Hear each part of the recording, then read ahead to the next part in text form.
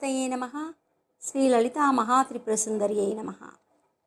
సౌందర్య లహరిలో ఈరోజు మనం రెండవది 4వ శ్లోకానికి అర్థం తెలుసుకోబోతున్నాం. మొదటి శ్లోకంలో దేవి యొక్క నామం, స్తోత్రం ఉచ్చరించాలన్నా స్మరించాలన్నా పూర్వజన్మ పుణ్యాల ఫలం ఉండాలని దేవి మహిమను తెలియజేశారు. ఈ చరాచరం దేవి వల్లనే నడుస్తోందనే విషయాన్ని చాలా గట్టిగా చెప్పదలిచి, శివుడు శక్తి లేకపోతే ఏ పని చేయలేడు సరికదా, కనీసం కదల్లేడు అంటూ స్థితి చేశారు. శివుడే కదల్లేడు అంటే మనమంతా మన పరిస్థితి ఏంటి? మనం శక్తితోనే మనగలుగుతూ ఉన్నాం అని అర్థమయ్యేలా వివరించారు. అంతేకాదు, శివుడు అంటే అర్ధరూప ప్రపంచ స్వరూపం. అంటే మనం చూస్తూ ఉన్న ఈ ప్రపంచమంతా కూడా శివుడి యొక్క రూపం.